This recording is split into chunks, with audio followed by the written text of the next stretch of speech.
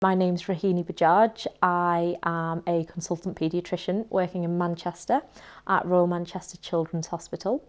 I was at Stanfield. I started Stanfield in 1988, if my maths are correct, and I left Merchants in 2002, so quite a while ago.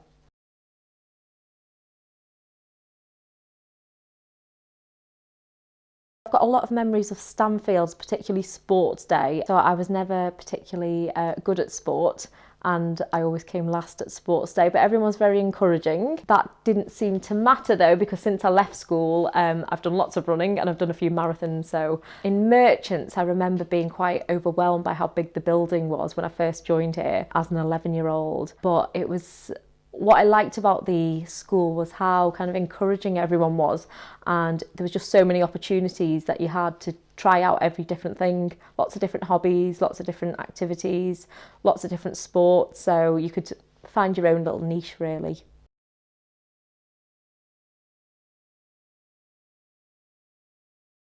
There's quite a few teachers that had a big impression on me, but I think one of them that stands out was an English teacher we had called Mr. Donnan.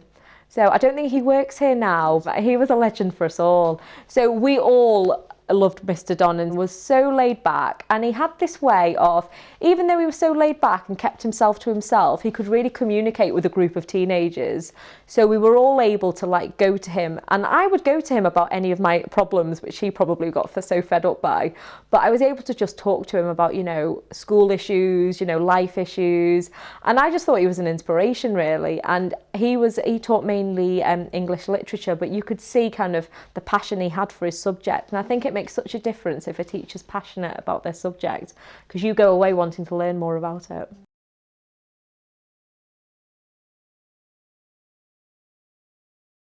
When I left school, I decided to become a doctor. Spent 5 years in Newcastle amongst the Geordies there, and once I finished my medical training, got my medical degree, I spent 2 years working as a junior doctor in the hospitals in Newcastle.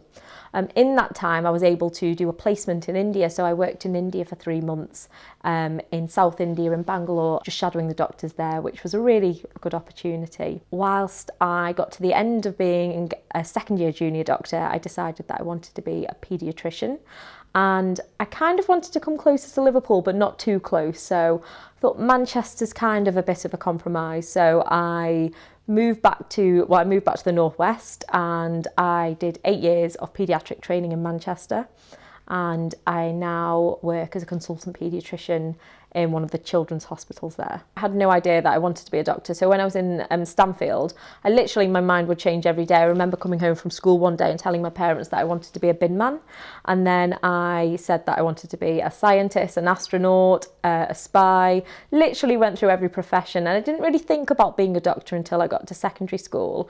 And then here, the science opportunities here were just amazing. So you've literally got specific labs for, you know, physics, biology, chemistry, and the teachers there, they were just so enthusiastic about everything. So I thought about it a bit more at secondary school, but then I think it was lower 5 or upper 5, started to get a bit more experience in kind of the medical kind of field. So I did a few placements shadowing doctors. We did work experience in sixth form, and I did work experience in a school for children with disabilities, and I just loved it. So I just thought, well, if I could be a doctor and combine both of them things, so, you know, look after these children, that would be perfect. So it was more towards the end of MTGS that I decided to be a doctor.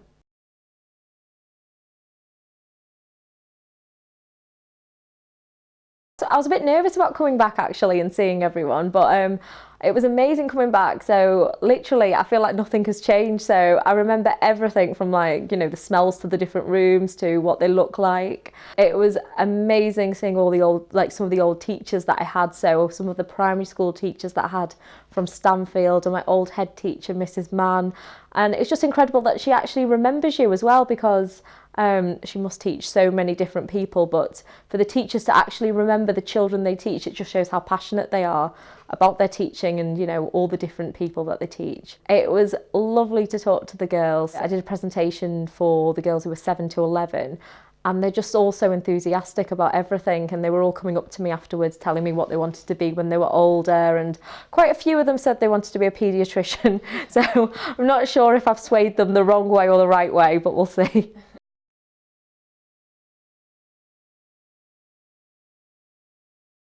About 2 years ago, the BBC approached me and asked me if I would take part in a television show called Secret Agent Selection World War II.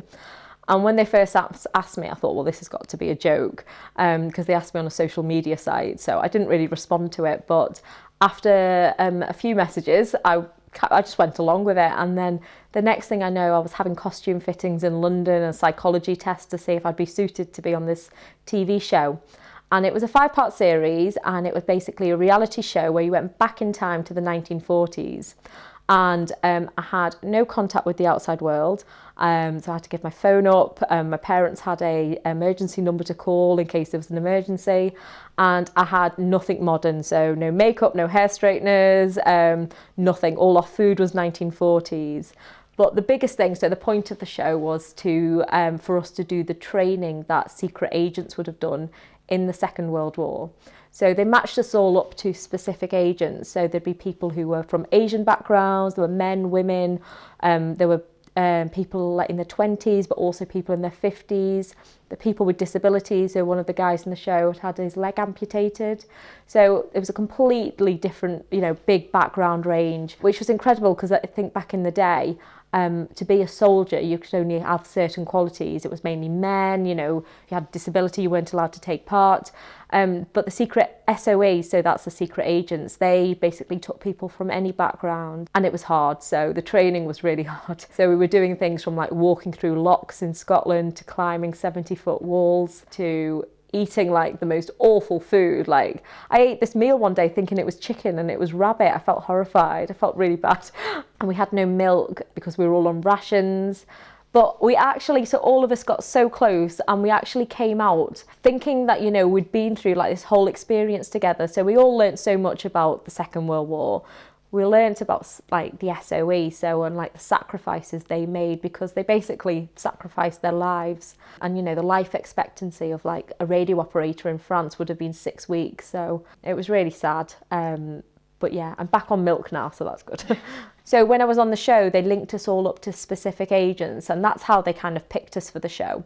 And the agent they linked me to was an agent called Nora Inayat-Khan. Nora Khan was a lady who had an American mother and an Indian father, and she was a children's nurse. So there were some similarities there, because I come from an Indian background and I'm obviously a paediatrician now. And also she descended from a royal family, but sadly I don't have a link with the royal family. And she worked as a radio operator in France after she passed her SOE training.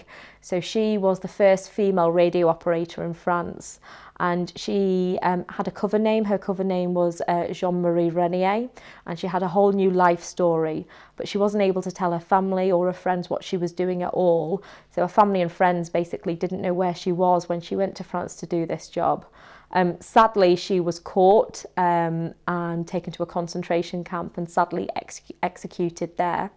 But she is one of the heroes from the Second World War, and her statue is now up in London, in Gordon Square in London. So and Princess Royal unveiled that statue, so if you're ever there, it would be good to go and have a little look at that, and also to read about all the agents, because they've all got such amazing backgrounds and stories, and they all sacrifice so much. Yes, so the show is either on BBC, and it can be on iPlayer. It's called Secret Agent Selection World War II on iPlayer. Or if it's on Netflix, it's got a slightly different name, and it's called Churchill's Secret Agents, The New Recruits.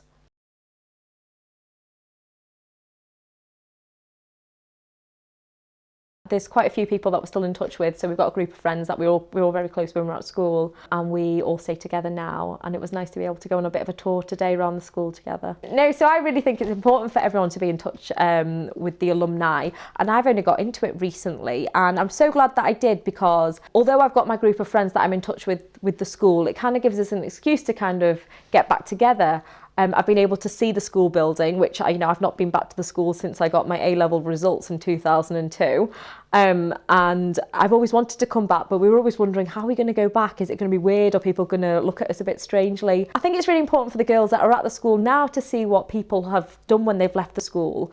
I think when I was at the school, I didn't really, I didn't acknowledge that there's a life out there and there's so many kind of opportunities and things that you can do. And, it's not necessarily going from like school to university. There's other things that you can do, and to, speak to as many different people as you can. Also, although you're in touch with your group of friends, it's kind of put me in contact with so many other different people from the school. So you can share memories, you can talk about your favourite teachers, your least favourite teachers, but also for your own careers and kind of progressing in life. Everyone's got their own skills, everyone's got their own professions.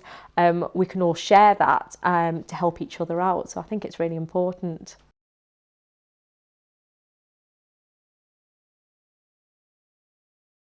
First thing I'd probably say is it doesn't matter if you're not sure what you want to do. I think as you're getting a bit older, to kind of try out as many things as possible and vary kind of all your kind of hobbies and activities. Do taster days, shadow different professions, spend at least a week with a different profession if you're not sure if that's what you want to do or not, and just speak to as many kind of old girls or people in different specialities or different professions as you can before you make a decision. And even if you make a decision and you decide it's not the right thing for you, that is really not the end of the world at all, because there's so many things out there that anyone can do, and everyone's got their own skills in life, and it's just about finding that skill that suits you, because once you do, you will excel at that.